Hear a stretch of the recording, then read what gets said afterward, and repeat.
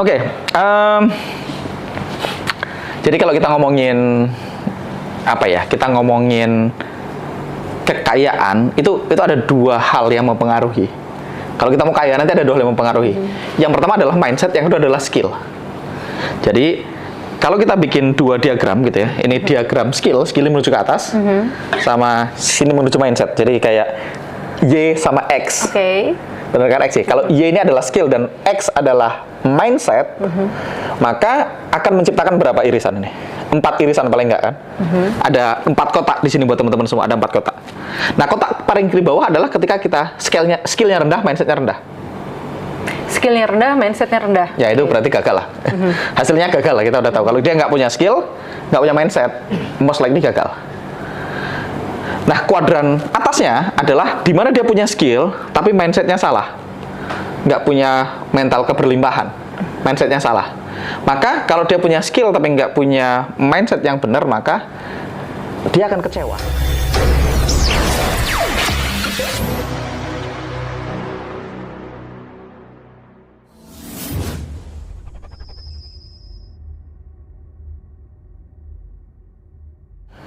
Oke, ini sesi 2 sama Mas Angga. Siap. Oke, sekarang sesi 2 ini, tadi kan kita di sesi pertama ngebahas tentang gimana caranya dari nol banget, dari miskin, keluar dari kemiskinan. Nah, sekarang yang pengen aku tanyain nih tentang motivasinya atau bensinnya ketika orang itu mau beranjak dari miskin ke kaya. Kan karena alasan orang pengen kaya itu kan banyak ya, macam-macam. Ada yang kayak, aku pengen banget nih kayak pengen buktiin ke orang, atau aku pengen nih kayak biar nanti misalnya orang yang nolak aku kemarin nggak benci sama aku atau mau nerima aku gitu. Seberapa penting sih Mas motivasi atau landasan yang mendasari tindakan seseorang itu? Maksudnya seberapa penting tuh gimana maksudnya? Ya maksudnya boleh nggak kalau misalnya aku mau kaya tapi karena kayak gitu misalnya. Oh, boleh nggak kita kaya karena motivasinya negatif gitu maksudnya? Iya, kayak misalnya aku pengen membuktikan aktualisasi diri gitu, atau misalnya aku pengen biar nanti kalau misalnya keluargaku kaya, nanti orang itu nggak menghina lagi gitu. Boleh atau enggak? Boleh atau enggak? Boleh. Boleh ya? Jawaban pendeknya boleh. Karena gini, jadi guruku tuh pernah bilang ada 4 level ya, ada 4 level untuk consciousness. Nanti kita bahas, tapi kita bahas sedikit sekarang. Nah, level 1 itu adalah level di mana orang itu terjebak sama dogma, terjebak sama aturan-aturan yang berlaku di masyarakat yang belum tentu benar. Dan orang terjebak sama, jadi level 1 itu dia jadi korban dari dunia. Jadi istilahnya the world around you. Nah, level 1 orang-orang yang tadi yang miskin dan punya mental miskin, kita bahas di video pertama kita kan, bahwasanya dia miskin dan dia merasa dia korban dari situasi sehingga dia miskin. Mungkin dia berpikir dia ditakdirkan miskin, mungkin dia merasa karena negara ini jahat sehingga bikin dia miskin, mungkin lingkungannya toksik sehingga dia miskin. Pokoknya dia merasa jadi korban dari lingkungannya. Itu di level 1. Nah, ketika orang dari level 1 itu biasanya punya banyak tadi trauma, dendam, yang orang bilang dendam positif gitu. Sehingga itu memotivasi dia untuk bergerak. Boleh nggak? Jawabannya boleh di awal karena dia masih level 1. Nah, level 1 dia biasanya berpindah ke level 2. Level 2 itu adalah dia bisa memilih realitanya dia. Jadi level 2 itu the world you choose. Jadi, oh ternyata dia mulai dapat kesadaran, kebangkitan, awakening. Dia terbangun bahwasanya nggak harus begitu. Nggak ada yang mentakdirkan aku untuk miskin selamanya kan gitu. Dia mulai sadar bahwasanya oke, kalau aku hari ini karyawan gajinya rendah, nggak ada yang mengutukku untuk tetap jadi karyawan gaji rendah. Aku bisa kok jadi karyawan yang gaji lebih tinggi karena aku bisa membangun skillnya untuk menuju ke sana. Nah, motivasi kita untuk jadi kaya itu seringkali datangnya, ingat tadi, malas supaya nggak malas, apa tadi yang bikin orang nggak malas? Cari nikmat. Otak kita tadi cari nikmat, menghindari sengsara. Nah, jadi kita bisa bangun kenikmatan yang sangat besar dan kesengsaraan yang sangat besar. Nah, 70% orang, aku nggak tahu persentase persisnya, ini, kalau kamu 70% nanti ditanya datanya.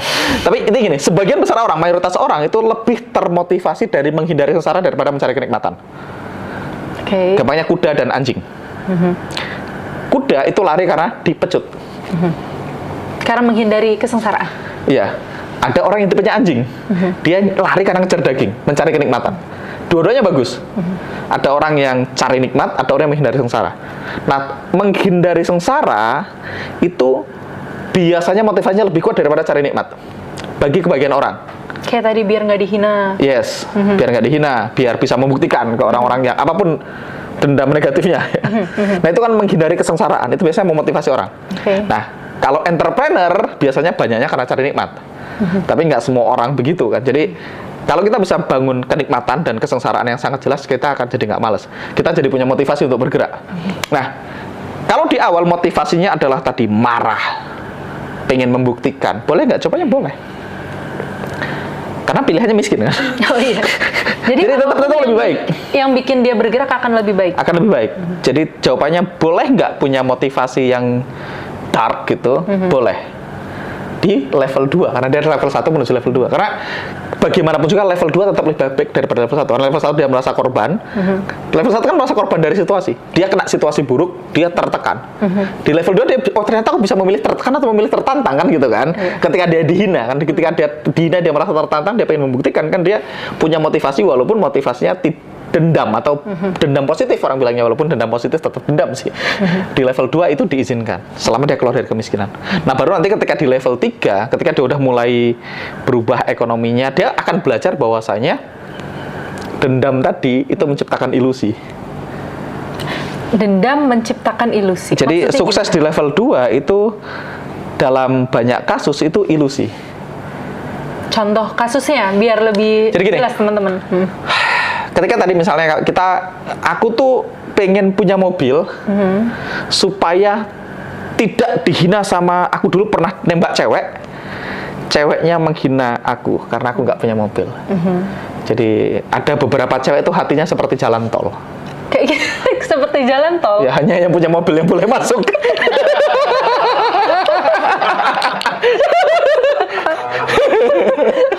Dia nggak nyangka jawabannya bakal itu. Tadi aku udah serius loh.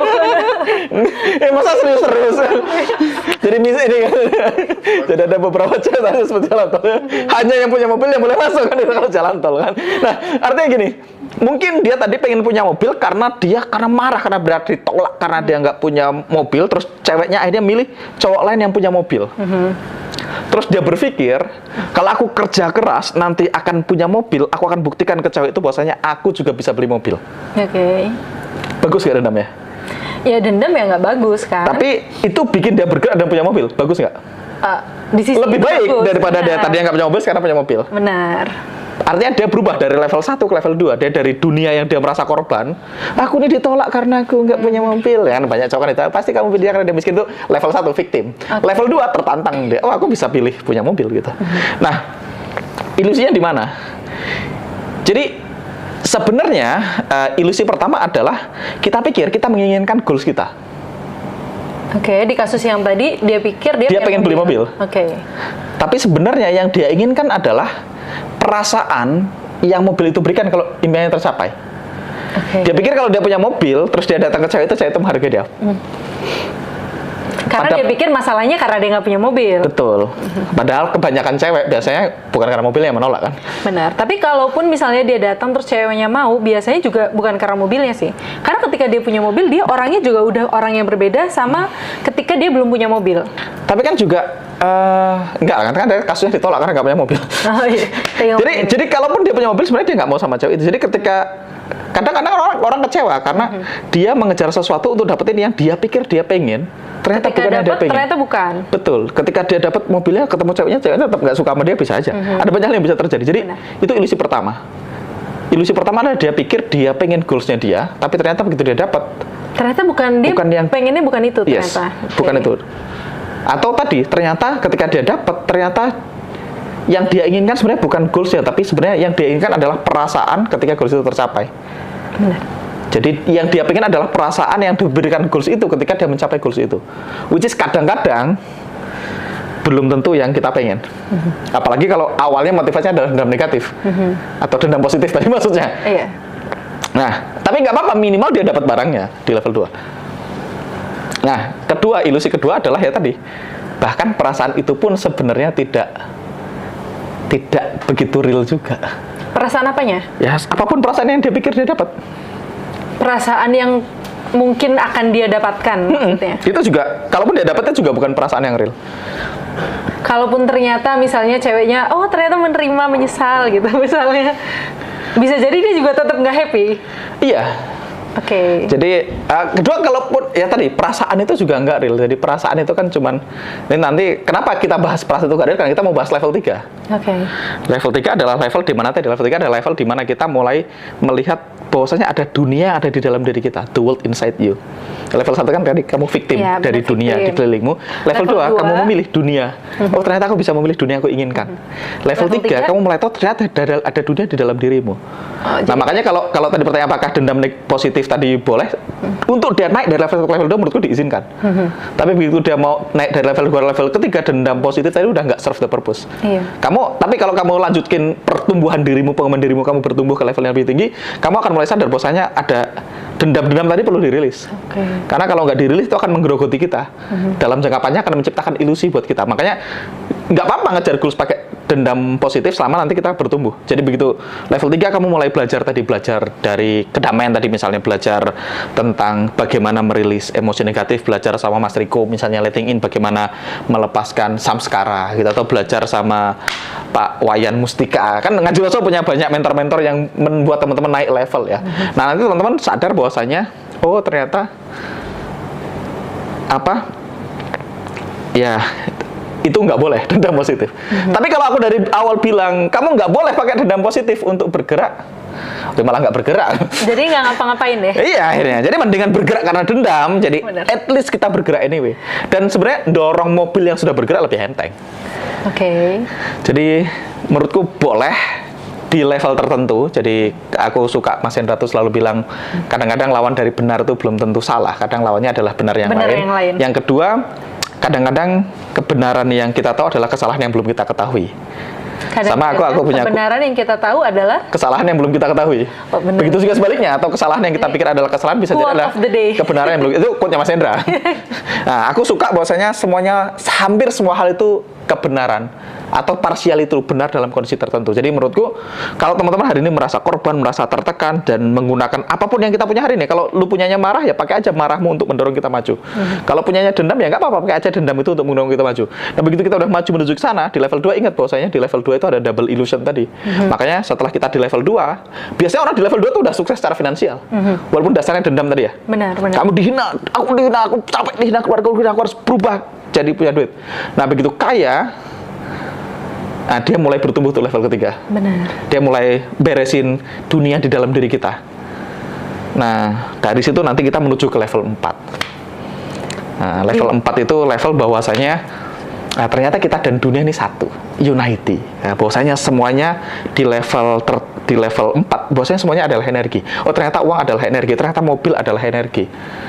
Ternyata semuanya adalah energi. Jadi itu kalau energi berarti uang itu bisa kita tarik, bisa kita manifestasikan. Tapi itu pembahasan berikutnya ya. Nggak akan kita bahas ini. Tapi boleh menurutku. Boleh. Tapi apa pentingnya belajar tentang level kesadaran itu? Pentingnya apa? Untuk kita tahu level 1, level 2, level 3, level 4. Satu pentingnya buat kita supaya kita tahu bahwa level itu ada.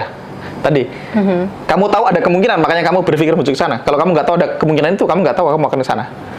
Jadi kalau dari level 1, teman-teman perlu sadar, level 1 kan level kita korban dari dunia, korban dari dogma, korban dari aturan-aturan yang mungkin di masyarakat kita pikir benar, ternyata belum tentu benar.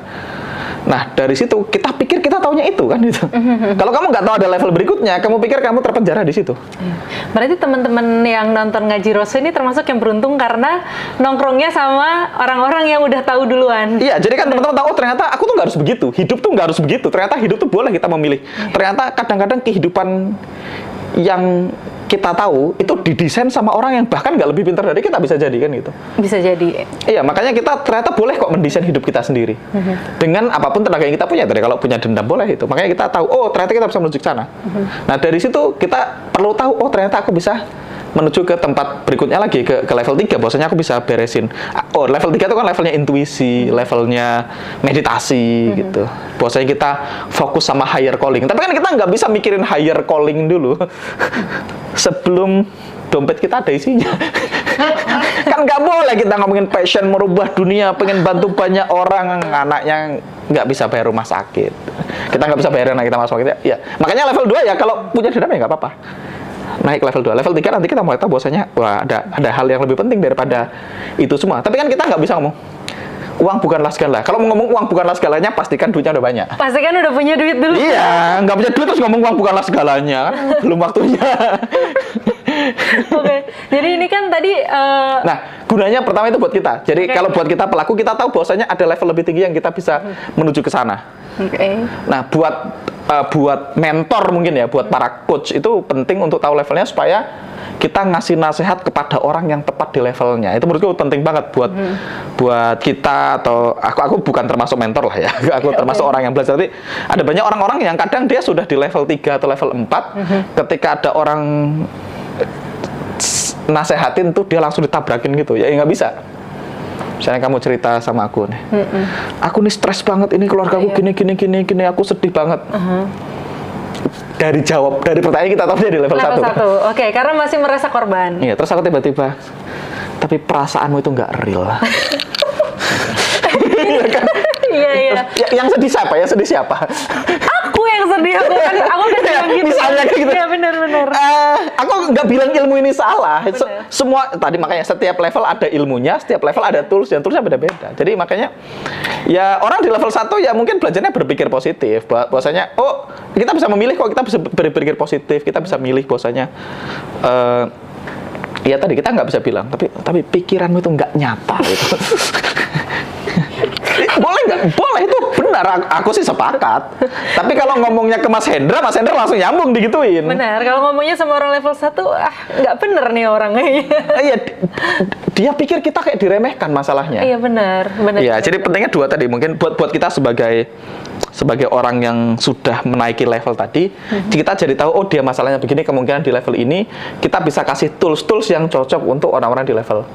Level 1 tuh mungkin dikasihnya goal setting.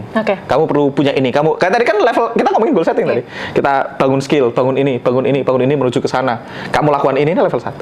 Jadi untuk orang-orang yang masih di level 1 itu penting banget untuk punya lingkungan yang di atas dia. Karena jadi ngasih dia lihat pilihan-pilihan yang bisa mungkin dia dapatkan. Ini dan kan tadi ngomongin kalau di level 1 perlu bangun. Iya, oke.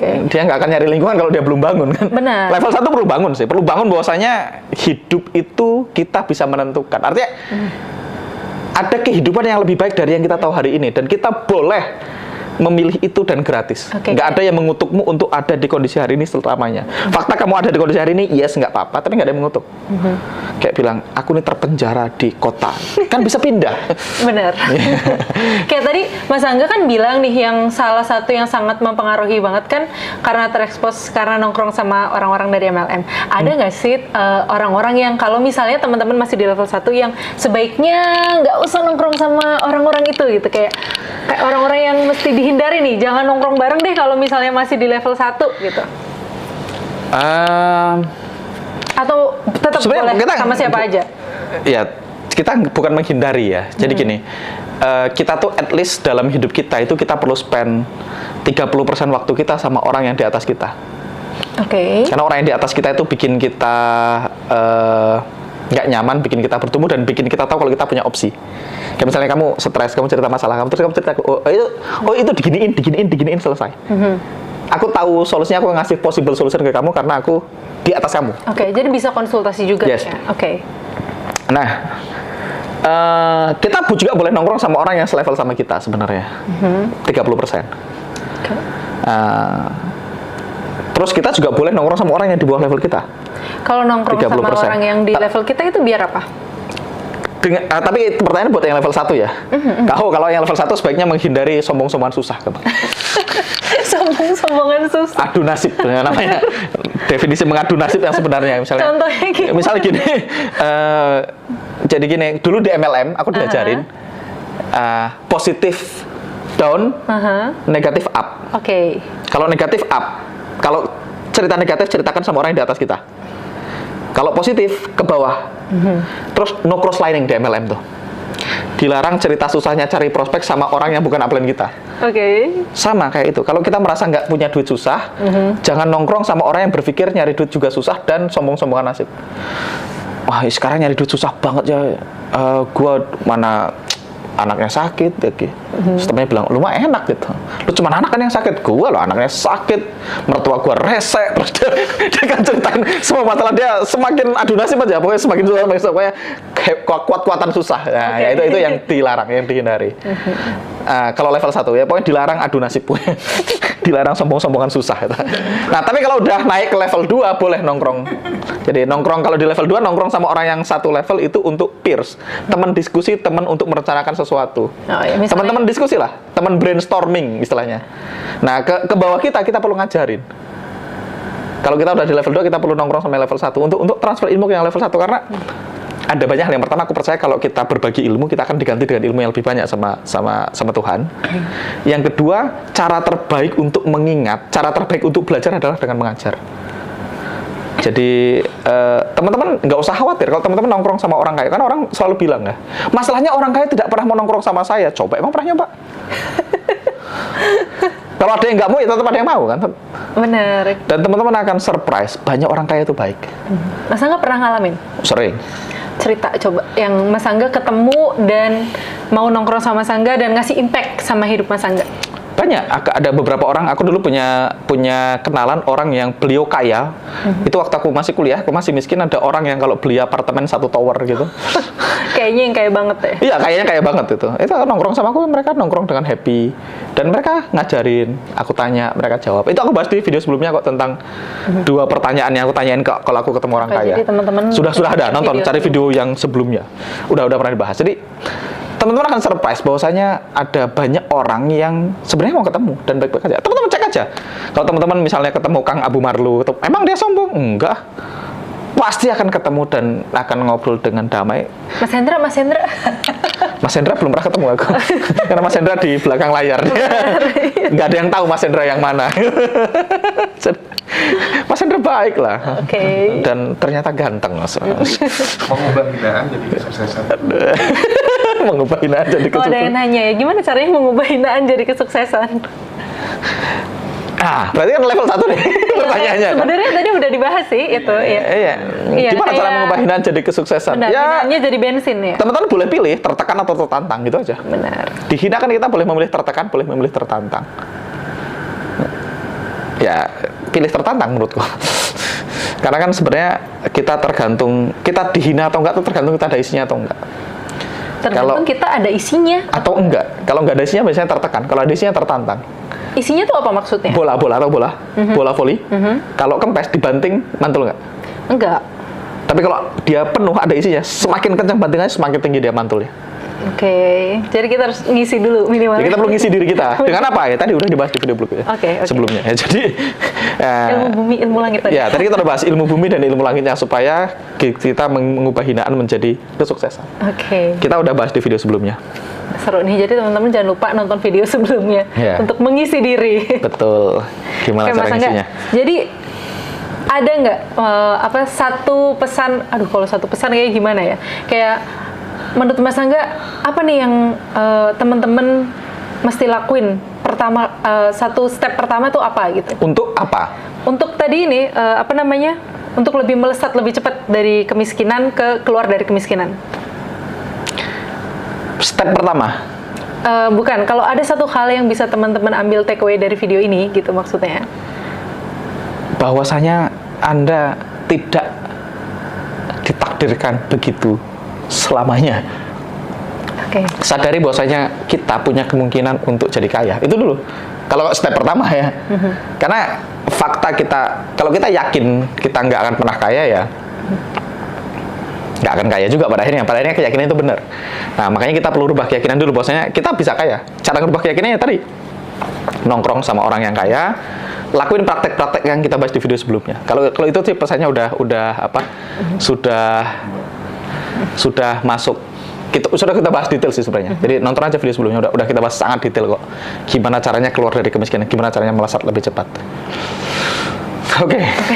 Terima kasih, dan kayaknya kita mungkin break dulu. Nanti kita lanjut di video berikutnya, kita akan bahas tentang hal lain tentang gimana caranya menciptakan mentalitas kaya.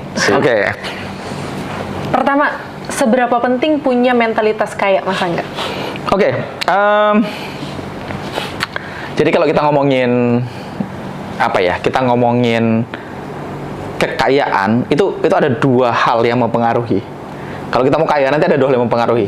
Yang pertama adalah mindset, yang kedua adalah skill. Jadi kalau kita bikin dua diagram gitu ya, ini diagram skill menuju ke atas, sama sini menuju mindset. Jadi kayak Y sama X. Oke. Benar kan X? Kalau Y ini adalah skill dan X adalah mindset, maka akan menciptakan berapa irisan ini? 4 irisan paling enggak kan? Ada 4 kotak di sini buat teman-teman semua, ada 4 kotak. Nah, kotak paling kiri bawah adalah ketika kita skillnya rendah, mindsetnya rendah. Skillnya rendah, mindsetnya rendah. Ya itu berarti gagal lah. Hasilnya gagal lah, kita udah tahu. Kalau dia nggak punya skill, nggak punya mindset, most likely gagal. Nah, kuadran atasnya adalah di mana dia punya skill, tapi mindsetnya salah. Nggak punya mental keberlimpahan, mindsetnya salah. Maka kalau dia punya skill tapi nggak punya mindset yang benar, maka dia akan kecewa. Atas sini, dia punya skill tapi nggak punya mindset, dia akan kecewa. Nah, yang kita inginkan adalah irisan dari kita punya skill yang tinggi dan kita punya mindset yang benar. Itu irisan yang kita mau. Kita punya mindset yang benar dan kita punya skill yang bagus di paling sini, ini adalah sukses. Ketika mindsetnya benar, skillnya benar. Nah, pertanyaannya, mindset sama skill berarti sama-sama penting. Kita perlu mindset yang benar, perlu skill yang benar untuk kaya. Nah, kalau harus pilih salah satu, mana duluan? Mindset dulu. Makanya sangat penting. Karena kalau mindsetnya benar, walaupun skillnya belum ada, cepat atau lambat dia akan dapetin skillnya dan dia akan sukses. Akan menuju ke sana. Iya, tapi kalau langsung skill tanpa mindset, biasanya nanti kecewa. Nah, jadi seberapa penting punya mental keberlimpahan, punya mindset yang benar, ya sangat penting. Karena itu yang mindset kita menentukan tindakan yang nantinya akan kita ambil. Jadi kalau tanya apakah penting? Penting banget jawabannya. Dan kalau kita harus memilih tadi mental keberlimpahan dulu atau skill dulu, ya aku akan selalu pilih mental keberlimpahan dulu. Gimana, mindset dulu. Pertanyaannya, gimana caranya membangun mental keberlimpahan atau mentalitas kaya itu, Mas Andi? Nah, banyak orang berpikir ketika kita ngomongin abundance, kita ngomongin keberlimpahan, banyak orang tuh selalu pertanyaan adalah gimana caranya kita membangun mental keberlimpahan. Karena kita pikir kita dari awal tidak punya mental keberlimpahan. Oh, bener juga, iya.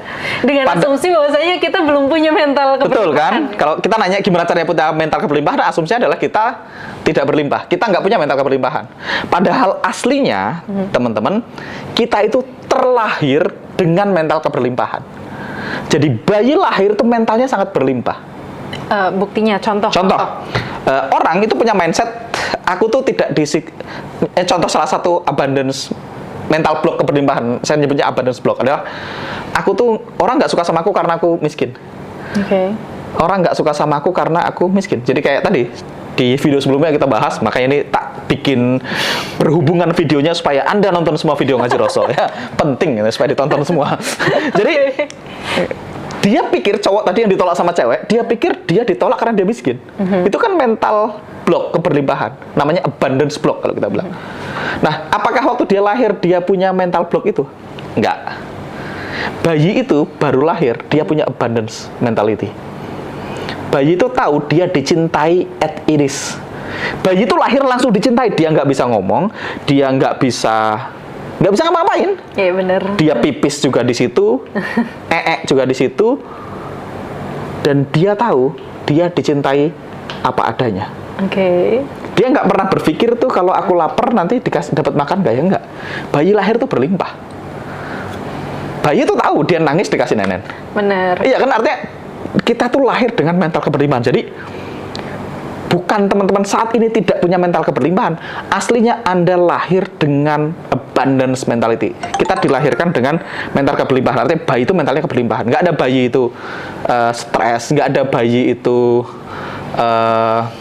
takut nggak dicintai. Aku nih kulitnya hitam, nanti aku nggak dicintai. Emang ada bayi kayak gitu? Nggak ada.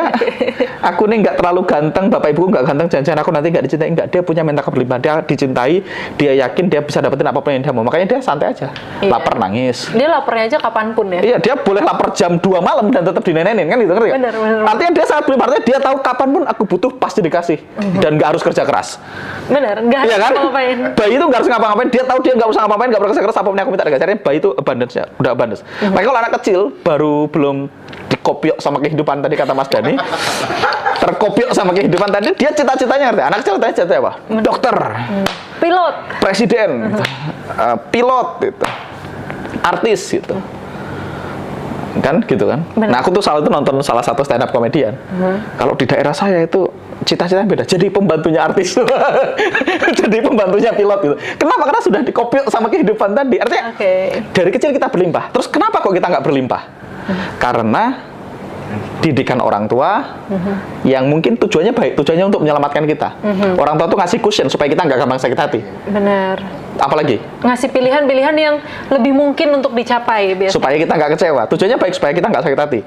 TV, terus media, lingkungan, itu yang membangun kita. Akhirnya kita pelan-pelan menginstal abundance block. Jadi cara untuk punya mental keberlimpahan sebenarnya simpel. Jawaban pendeknya adalah dengan cara menguninstall mental block ya, abundance block ya.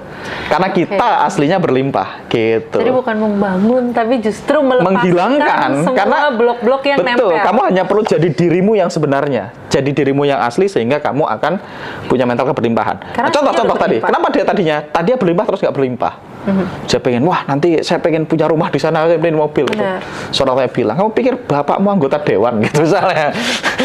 Ini bukan lagi ngomongin kasus yang bukan. Kamu pikir bapakmu pengusaha batu bara gitu. Kamu pikir duit tumbuh di pohon, nyari duit itu susah. Dia gitu, oh ternyata nyari duit itu susah, diinstal satu. Terus ketika misalnya tadi dia nonton sinetron, di sinetron tuh hampir semua sinetron di Indonesia gimana? Yang kaya jahat. Orang kaya jahat lawan orang miskin yang baik hati. Jadi mendingan miskin baik. Jadi orang selalu berpikir, oh itu orang kaya jahat. Jadi mulai terinstal, oh ternyata kalau kaya itu jahat. Uang adalah sumber dari kejahatan. Di film itu ada, wah keluarga sering bunuh karena berebut warisan. Ada orang kalau berbuat jahat karena nyari harta.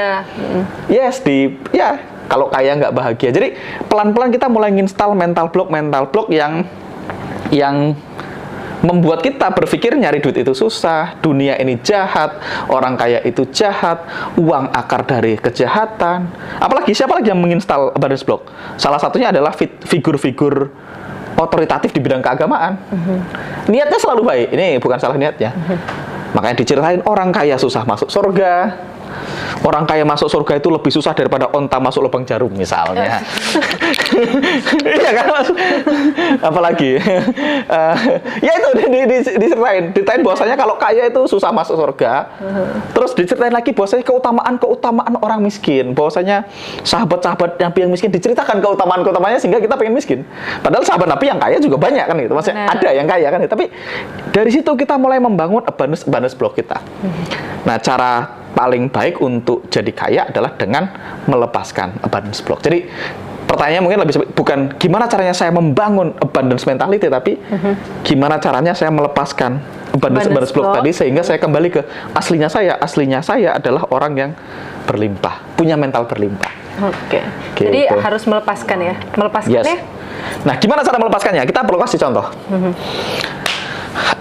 Ada banyak abundance block ya. Saya ambil satu contoh. Misalnya salah satu contoh abundance block yang cukup populer adalah salah satu abundance block yang cukup populer adalah misalnya,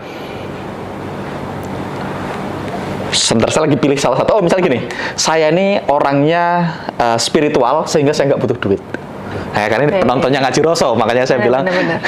Karena banyak orang tuh berpikir kalau dia adalah orang baik, orang spiritual, nggak boleh ngomongin duit. Masa kita orang baik kok kita ngomongin duit? Kok kayak duniawi banget sih, materialistik banget gitu. Benar. Karena saya orang kaya, saya nggak butuh duit. Itu spiritualis. Kemarin aku baca itu di salah satu video. Kita boleh kok sangat spiritual, tapi juga kita suka pakai barang-barang mewah katanya gitu. Iya, makanya orang tuh biasanya suka membandingkan yang hal yang nggak enak dengan yang lebih nggak enak. Mendingan miskin tapi bahagia daripada kaya tidak bahagia. Mendingan miskin tapi bertuhan daripada kaya tidak bertuhan. Wah. Padahal kaya bertuhan boleh ya. Nah, makanya kita selalu mendingan yang paling gak enak dengan yang lebih gak enak lagi. Mendingan miskin tapi beragama daripada kaya nggak beragama. Padahal ya itu abundance block. Kalau kita meyakini tadi, kalau saya orang spiritual dan saya nggak butuh duit, maka ya kita akan punya, kita tuh kayak punya security guard yang selalu melarang kita untuk melakukan perbuatan sesuatu karena menurut kita itu berbahaya. Jadi ketika kita mau ngerjain sesuatu, kita mau making money, kita mau mencapai suatu pencapaian, itu kita kayak ada orang yang ngerem kita, which is itu adalah diri kita sendiri lewat sabotase diri, karena kita tahu kalau saya orang spiritual, saya nggak butuh duit, karena saya orang baik, saya nggak layak ngomongin duit. Kalau saya punya banyak duit, nanti masuk surganya susah. Kalau saya banyak duit, nanti segala macam, sehingga dia setiap kali dia pengen kaya akan disabotase. Makanya kadang-kadang ada banyak orang, teman-teman kenal nggak? Atau mungkin teman-teman yang ngalamin, nanti coba komen di kolom komentar ya.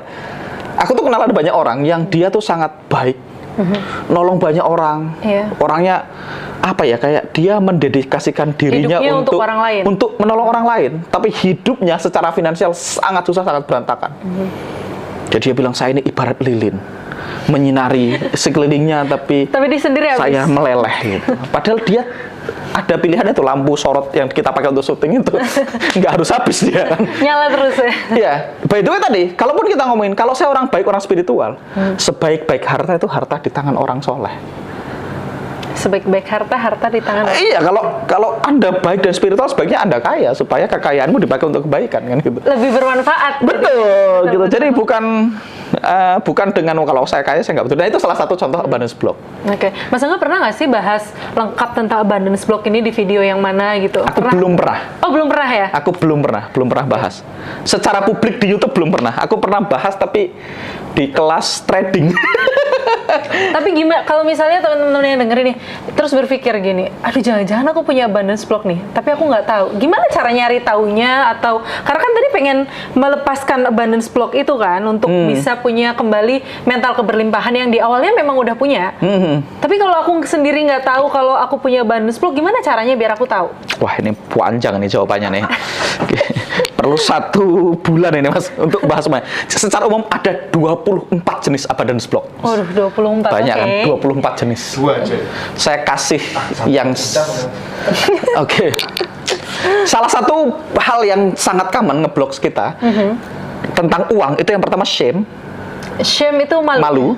Guilt, merasa bersalah, dan need to be seen as a good person. Ini satu kesatuan. Satu hal ini. Malu, merasa bersalah, dan pengen dilihat sebagai orang baik. Ini biasanya yang ngeblok uang dari kehidupan kita, itu abundance block. Jadi, banyak orang tuh malu ngomongin duit. Iya, benar. Ya tadi karena dia merasa, masa orang baik ngomongin duit gitu. Jadi ketika misalnya kita bantu orang gitu, misalnya, teman-teman saya adalah seorang website builder ya, dia jago bikin website. Terus temannya minta tolong bikin website, ya, dibikinin sama dia sepenuh hati, wah coding berhari-hari. Begitu temannya, ini berapa websitenya? Dia malu mau ngasih harga. Abundance block. Ya udah seikhlasnya aja gitu kan? Oke. Harusnya dia bisa dapat lebih banyak. Nah, begitu seikhlasnya aja ditransfer 500.000 terus ya sakit hati kan? Oh, gini banget orang dibikinin website ditransfernya 500.000. Udah dikerjain 3 malam nggak tidur kan? Iya, dan dibayar Mas dulu. Kenapa? Karena dia malu. Dia malu ketika dia harus ngomongin duit. Kedua, dia merasa bersalah mungkin karena itu temanku masa tak cas profesional. Yang ketiga, ya tadi dia pengen dilihat sebagai orang baik, makanya dia bilang seikhlasnya aja. Tapi kalau pengen dilihat sebagai orang baik atau pengen jadi orang baik itu beda atau sama? Pengen dilihat sebagai orang baik ya beda. Pengen dilihat sebagai orang baik itu kan aku menolong takut dikira nggak ikhlas. Ya kan pengen dilihat sebagai orang baik. Tapi takut dikira nggak ikhlas itu tidak ikhlas. Jadi iya kan? Itu termasuk abundance block juga. Iya, itu kalau kita malu ngomongin duit itu malu, merasa bersalah atau pengen dilihat sebagai orang baik itu abundance block. Satu ya. Apalagi satu contoh yang sangat umum. Nih, tak kasih satu yang kontroversi ini biar rame kan. Ngaji Roso perlu sedikit kontroversi. Salah satu abundance block yang sangat umum terjadi banyak orang adalah mereka menganggap kerja keras adalah kunci untuk mencapai kesuksesan. Let that sink in. Kerja keras adalah tapi dari tadi kita ngomongin banyak hal kan memang ada salah satunya kerja keras kan? Iya, tapi ketika kita meyakini bahwasanya satu-satunya cara untuk mencapai kesuksesan adalah dengan bekerja keras, itu abundance block. Jadi salah satu abundance block yang umum banyak orang punya. Kenapa? Pertama, kerja keras itu energinya nggak bagus. Tapi kita perlu tahu dulu nih, definisi kerja kerasnya Mas Angga itu apa? Abundance block ini kan di level berapa? Di level berapa? Di level 1? No. Oh ya, abundance block di level 1. Kalau kita ngomongin melepaskan abundance block itu berarti kita ngomongin level berapa? Kita udah ngomongin level 3. Gimana kita bekerja ke dalam diri, ke dalam diri kita. Kita ngomongin the world inside us kan, kita ngomongin di dalam diri kita. Kita ngomongin bagaimana caranya kita memurnikan diri kita menuju diri kita yang tadi yang abundance. Ini kan level 3 ini perjalanan ke dalam diri, bukan perjalanan keluar kan.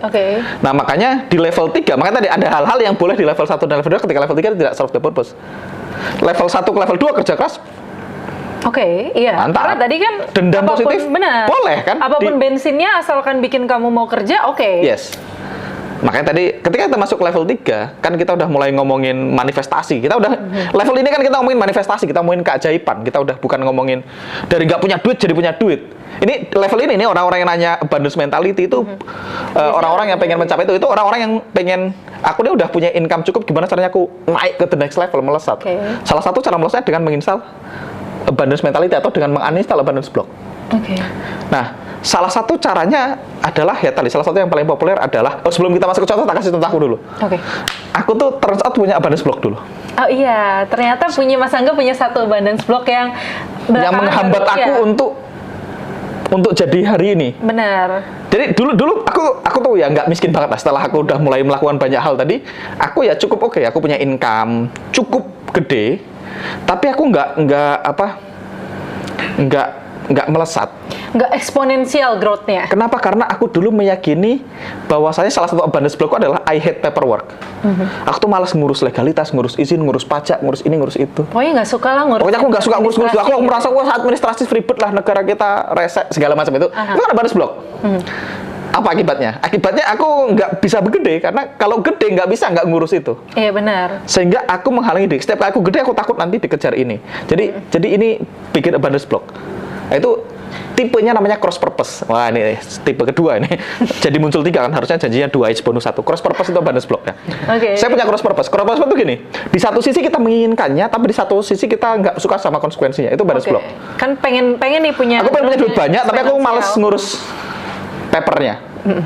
Contoh lagi, gitu tapi males ngurus PT segala macam. Itu abundance block.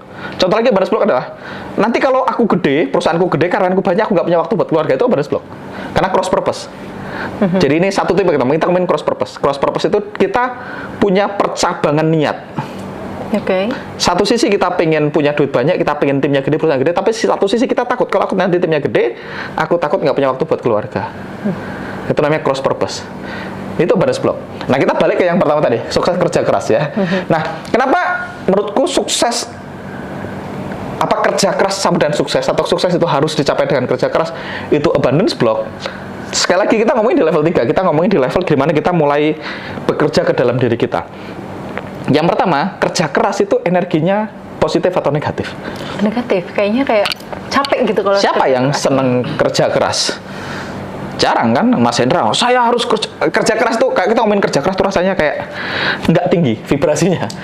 Nah, vibrasinya rendah kerja keras, pokoknya nggak enak. Dan soul kita, ini udah mulai ngomongin soul. Ini aku bukan orang yang layak ngomongin soul, nanti nonton Pak Wayan Mustika tentang soul itu. Nonton videonya Pak Wayan Mustika lah pokoknya. Nah, intinya soul kita tuh turun ke bumi bukan untuk kerja keras ya. Nggak ada yang suka kerja, nggak ada yang pengen kerja keras. Nah, makanya kalau kita meyakini kerja keras itu sukses, harus sukses, maka itu jadi kebenaran. Ini kabar baik sekaligus kabar buruk. Kabar baiknya, apapun yang Anda yakinin benar. Kabar buruknya, apapun yang Anda yakinin benar. Gitu. Jadi kalau kita meyakini, kalau Anda meyakini saya, kalau untuk sukses harus kerja keras, itu benar. Dan kalau kita mau sukses harus berdarah-darah dan harus kerja keras. Makanya benar ya. Makanya adalah salah satu orang yang sangat terkenal di Indonesia itu pernah bilang, orang sukses tidak santai, orang santai tidak sukses. Pasti pernah dengar. Itu dipakai di reels, dipakai di mana-mana.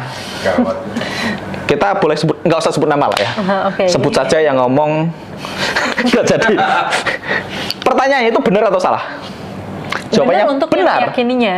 Yes, karena kadang-kadang kita berpikir yang ngomong gitu sukses soalnya. Berarti benar. Ketika kita punya keyakinan untuk sukses harus kerja keras, maka itu jadi kebenaran. Artinya, kalau kita nggak kerja keras, kita nggak akan sukses.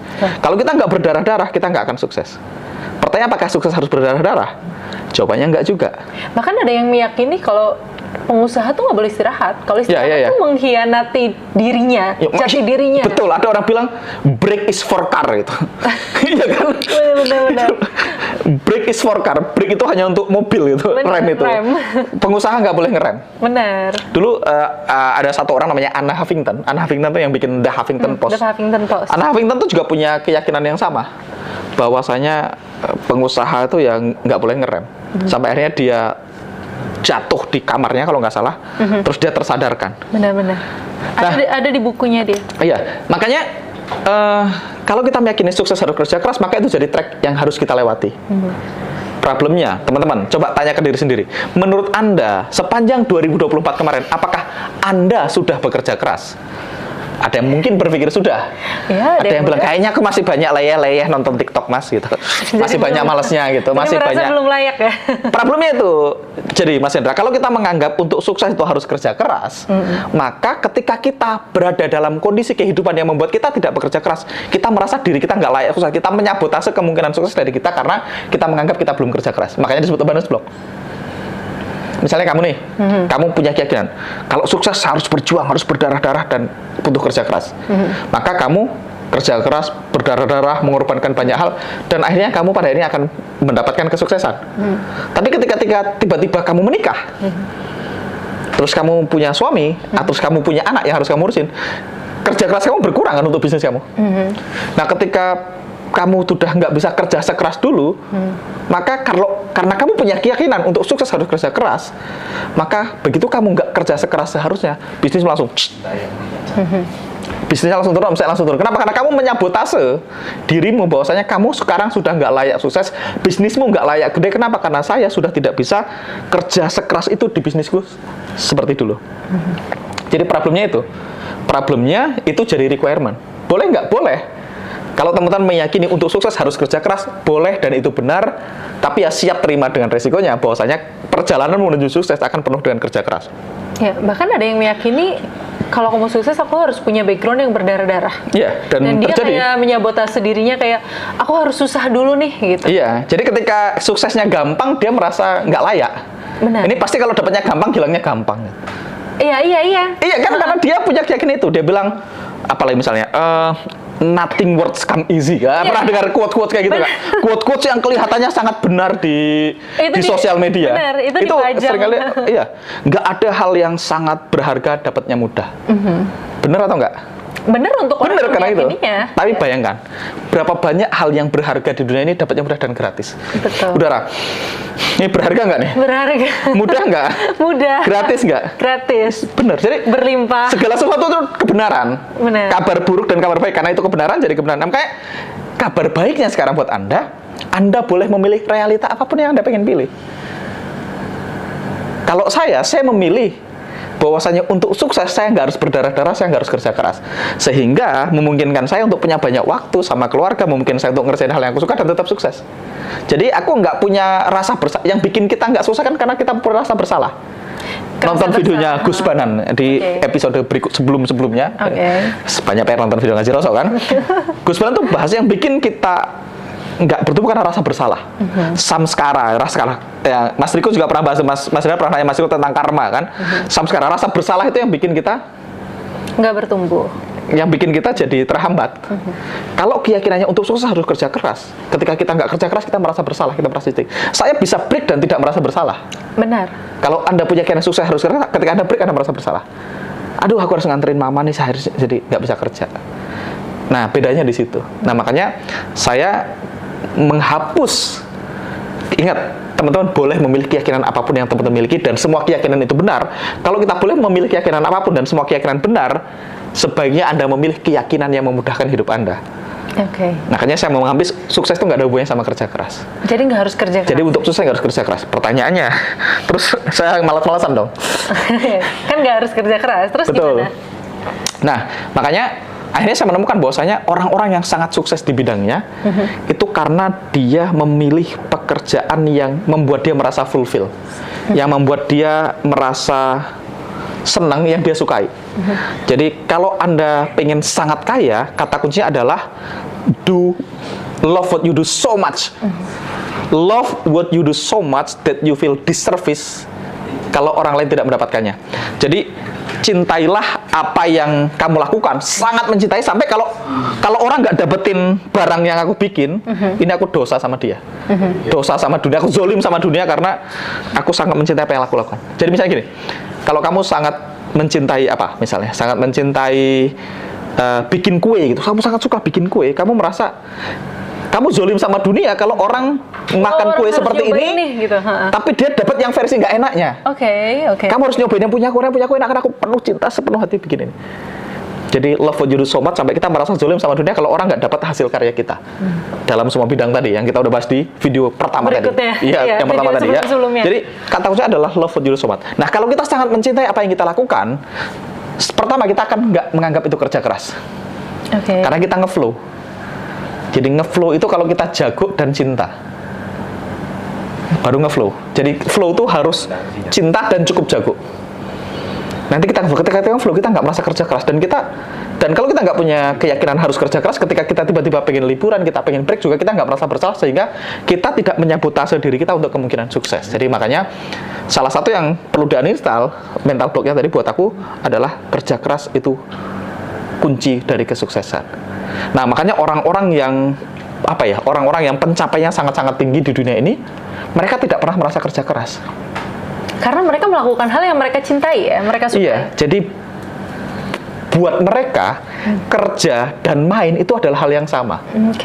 Jadi buat dia kerja dan main adalah hal yang sama, biarkan orang lain yang memutuskan dia sedang kerja atau sedang main. Benar, soalnya kalau misalnya kita nanya nih sama kayak orang rumah, Mas Angga kerja nggak sih? Kata orang rumah pasti, ya Mas Angga kerja gitu. Maksudnya kalau kerja dia bisa seharian dia kerja. Iya, karena tapi kalau nanya Mas Angga, aku nggak pernah kerja keras sebenarnya. Betul, karena aku suka ngerjain itu. Aku suka ngulik. Aku suka ngulik landing page, aku bisa duduk ngulik landing page dan tahu-tahu udah 3 jam. Perasaanku 15 menit. Benar. Karena kita sampai suka. pagi ya. Yes, karena kita suka. Contoh Mas Hendra. Mas Hendra ini keliling ketemu narasumber, ngobrol, nongkrong. Kita yang ngeliat aja capek ya. Oh iya, dia. Kita ngeliat dia keliling pagi pergi capek kita. Udah di mana Mas? Oh, udah pindah kota lagi. Iya. Tapi beliau suka melakukannya. Nah, aku pernah bercanda waktu sama Mas Joko. Dan Mas Joko cerita tentang Mas Hendra. Wah, ada Mas Hendra foundernya Ngajiroso hebat. Saya bilang, undang ngopi aja Mas. Wah, Mas Hendra jangan diajak ngopi, disamperin sampai dia nggak bakal dia orang nggak pulang-pulang. Nah, buat Mas Hendra itu kerja dan main itu satu hal. Jadi orang lain yang memutuskan Mas Hendra kerja keras atau enggak. Benar. Tadi aku ketemu orang nanya, Mas Hendra itu tinggal di mana ya? Terus aku jawab, wah nggak tahu Mas Hendra tinggal di mana. Soalnya tiap ditanya pindah terus. Ya. Nah, jadi kita udah bahas 3 tadi ya, abundance block ya. Yang pertama sukses harus kerja keras sama sukses. Yang kedua tadi kita udah bahas tentang cross purpose. Benar. Dan yang ketiga tadi ada shame, guilt, malu, merasa bersalah dan pengen dilihat sebagai orang baik. Ini 3 nih abundance block. Nah, jadi ada 24 kategori abundance block ya. Dan ini perlu waktu khusus dibahas. Kalau teman-teman pengen belajar lebih detail, mungkin yang aku tahu bahas ini itu Mas Fadli ya. Mas Fadli kayaknya bahas ini di kedamaian ya. Jadi mesti ngintip ke video-videonya kedamaian biar Mas Fadli ya. Jadi ini bahas cukup banyak tentang itu. Kalian sekarang bikin channel ya? Enggak, saya nggak bikin channel. Oh, nggak bikin ya? Berencana bikin channel. Dengar ya, Mas Angga mau punya channel yang ngebahas itu atau enggak? Iya. Aku ada kemungkinan bikin channel YouTube tentang itu. Aku terinspirasi dari Mas Hendra, aku beli kamera dan mikrofon untuk bikin channel, tapi belum. On the way menuju ke sana. Jadi, nah, tadi pertanyaan apa berikutnya? Gimana cara rilisnya atau cara merilisnya? Karena kan tadi kita udah tahu nih punya abundance block. Pertama cara taunya gimana, yang kedua cara merilisnya. Oke, cara paling gampang untuk merilis abundance block ya. Kalau aku ditanya gimana cara aku merilis itu, aku akan cari orang yang jadi cara tercepat untuk mencapai sesuatu adalah belajar dari orang yang sudah pernah melakukannya. Jadi cara tercepat untuk mencapai sesuatu adalah belajar dari orang yang sudah melakukannya. Cara tercepat untuk mencapai sesuatu adalah belajar dari orang yang sudah punya apa yang kita pengen. Nah, artinya kalau teman-teman merasa punya abundance block atau teman-teman bahkan nggak tahu nggak punya abundance block dan teman-teman pengen, sekali lagi kalau pengen ya kan nggak semua orang pengen ya. Benar. Yang mana Mas? Nggak semua orang pengen kaya kan gitu ya. Artinya kalau teman-teman pengen melepaskan abundance block, cara paling gampang, jawaban pendeknya adalah teman-teman belajar dari orang yang tahu cara ngerilisnya. Jadi teman-teman bisa ke Mas Fadli misalnya, atau ada banyak cara, bisa ke Mas Riko, ke Mas Fadli. Ada banyak cara-cara untuk merilis samskara tadi meliris mental block kita. Nah, kalau buat aku ya tadi cara paling gampang yang teman-teman bisa lakukan sendiri di rumah adalah menurut teman-teman kenapa Anda belum sukses. Nah, itu adalah abundance block. Bisa bikin list dulu ya? Iya, misalnya menurut kamu kenapa kamu belum kaya, misalnya kamu ditanya gitu. Oh, karena saya dari desa, itu abundance block. Tapi kan faktanya memang dari desa, Mas. Iya, benar. Iya, Anda dari desa adalah fakta. Iya. Anda tidak sukses karena Anda dari desa, itu abundance block. Iya, itu keyakinan yang dibangun sendiri. Oke. Benar-benar. Misalnya, saya ini gaptek, Mas. Gitu. Gaptek kan mental block. Tapi faktanya gaptek betul. Gaptek itu fakta. Tapi kalau saya nggak bisa sukses karena saya gaptek, itu mental block. Oke. Mental block sama abundance block ini sebenarnya sama ya. Tapi kalau abundance block itu mental block yang berhubungan sama duit, yang namanya abundance block. sama finansial. Yes, itu gampangnya abundance block. Kita semuanya ngomongin mental block. Nah, jadi cara paling gampang adalah tadi tahu itu. Nah, cara merilisnya teman-teman, caranya ada banyak. Salah satu yang aku pakai dulu tuh aku belajar ngerilis abundance block. Waktu aku punya abundance block itu, aku ngerilisnya dengan meditasi dan dengan tapping. Okay. Ada satu teknik dari Gary Craig namanya. Gary Craig itu namanya emotional freedom technique, di tapping di titik-titik meridian sambil melakukan afirmasi positif. Nah, itu teman-teman bisa nonton ke Mas Fadli sih. Mas Fadli bahas cukup banyak tentang itu, tentang cara ngerilisnya. Jadi taunya tadi dengan hanya saya punya ini karena ini. Nah, saya nggak sukses karena ini kemungkinan itu adalah mental block. Nah, itu dirilis terus dirilis. Itu cara paling gampangnya. Jadi itu tadi video tentang mentalitas kaya yang aku udah siap mau membangun sesuatu, ternyata nggak perlu membangun, teman-teman. Cuma perlu merilis aja. Ya, Anda hanya perlu versi diri Anda yang asli. Makanya kalau kata ada level-level tentang yang ngomong David Hawkins ya, Mas Hendra ya, kalau nggak salah ya, di buku, nggak tahu ya, Mas Hendra. Level itu loh, yang force versus power itu loh ya. Ya, dia bilang yang paling bawah itu kan shame and guilt, malu dan rasa bersalah itu energinya paling rendah, yang paling atas adalah enlightenment. Nah, waktu itu orang bingung, enlightenment itu apa? Ya, pencerahan itu apa sih? Nah, pencerahan itu apa? Nah, ternyata waktu itu, ini aku dengar dari satu orang namanya Gary Brecka. Dia bilang waktu itu ada sebuah percobaan di mana orang dimasukkan ke chamber gitu, room chamber yang dikosongkan, nggak ada apa-apa, terus dia justru melakukan aktivitas, terus diukur nanti frekuensinya, ada alatnya. Nah, ternyata ada satu frekuensi yang sangat tinggi, yang paling tinggi, yang pernah diukur di ruangan tersebut. Ternyata itu adalah frekuensi of authenticity. Jadi ternyata yang frekuensinya paling tinggi adalah otentik, menjadi diri kita yang sebenarnya, jadi diri kita sejati. Nah, ternyata menjadi diri sejati, diri yang sebenarnya itu ya pencerahan itu sendiri, enlightenment. Itulah yang orang ngomong tentang kesadaran, karena padahal ini kesadaran kan kembali ke diri kita yang sebenarnya. Melepaskan hal-hal yang bukan kita. Nah, ketika kita melepaskan hal yang bukan kita, kita kembali ke diri kita yang aslinya kita itu sudah berlimpah. Benar. Iya. Jadi seru banget ngobrolnya tentang berlimpah sama Mas Angga. Ya, itulah pokoknya kita sudah berlimpah dan sudah abundance. Kita sudah berlimpah dan kita sudah abundance. Oke. Jadi teman-teman, kalau misalnya teman-teman masih belum merasa berlimpah, PR-nya adalah melepaskan blok-blok yang bikin teman-teman merasa belum berlimpah. Yes. Terima kasih udah nonton sampai